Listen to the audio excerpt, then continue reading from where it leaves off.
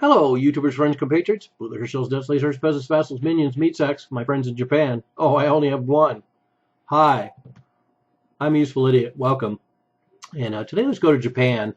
And apparently this constitutional change in Japan has taken place. The legislation was passed some time ago, and now Abe has gotten this passed. And there's a lot of demonstrations, of course, because Japan is a very pacifist nation, but the ruling class, of course, wants to join the global war machine. And so now Japan moves ever closer. This has been a development that's been going on for a while for those who've been watching this. But now, like I say, they passed this legislation last September to change this law or to essentially readdress Article 9, which is part of the Japanese Constitution that prohibits essentially creating land, sea, and air forces and operating overseas. And so a huge restriction on its military capabilities. And so now they want to reinterpret that. And the law went into effect, and it's also going to expand their military role so that they'll be able to participate in what they call collective defense now, which means participating in overseas adventures along with the United States, and also being having its hands untied as far as being preemptive. So now they have joined the U.S.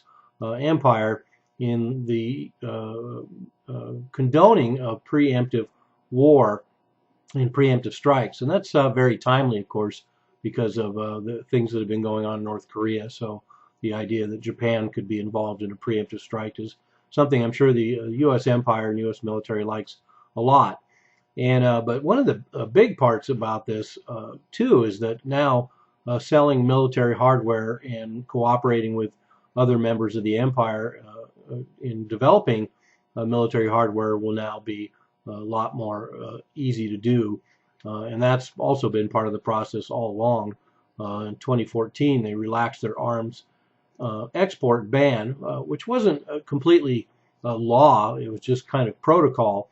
But now they've moved past that. And so now, in 2014, we also had the first arms export show.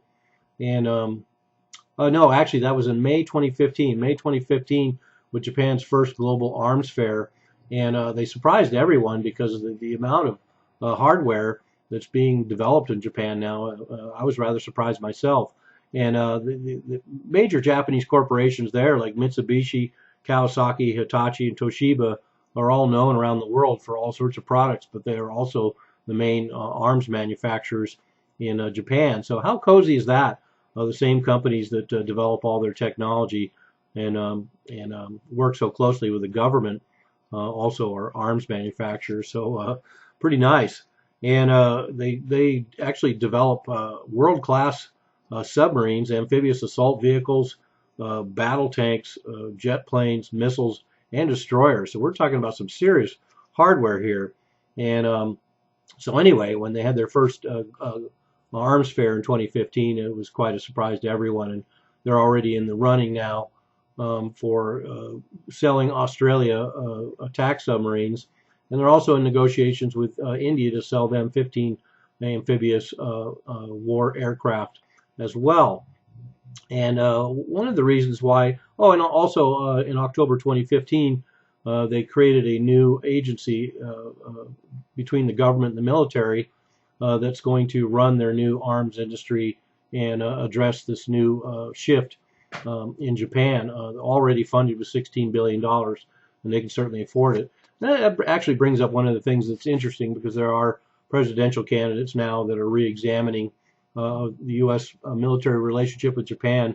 And in fact, Japan only spends 1% of their GDP on the military, so they do rely heavily on the United States for their defense needs and their defense expenditures. And the U.S., of course, spends close to 5 to 6 to maybe even 10% of GDP on military. So they get quite a bonus by having America protect them. But that's not really what I want to talk about here.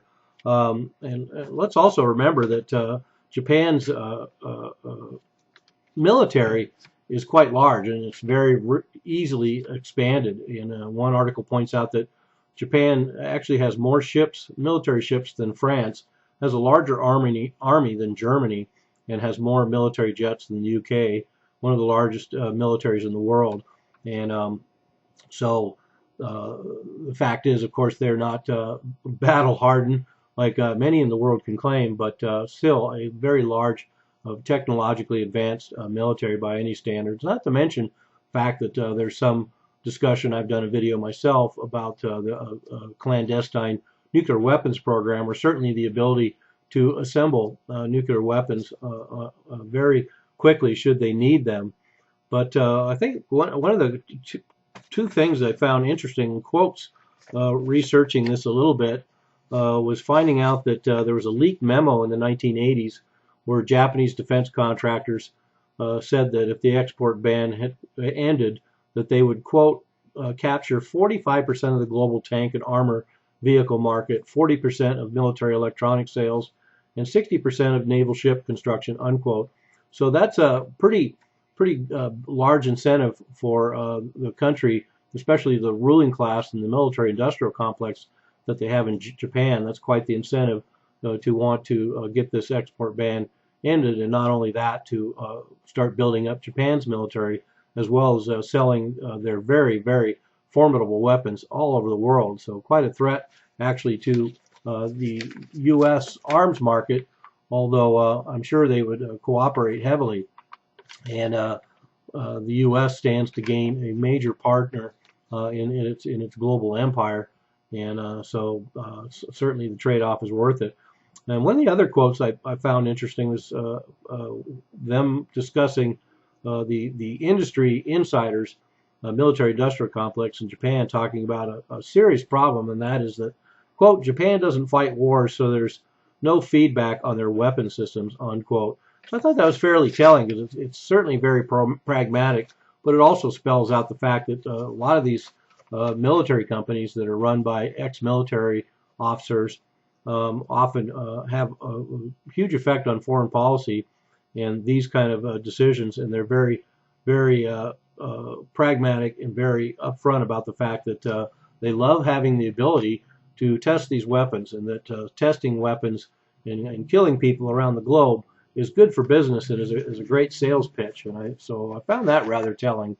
So here we go. The Japan, it looks like, is moving steadily along in spite of the feelings of most of its population towards being militaristic again, and joining the global empire, and joining the global war machine, and getting in on the arms sales bonanza.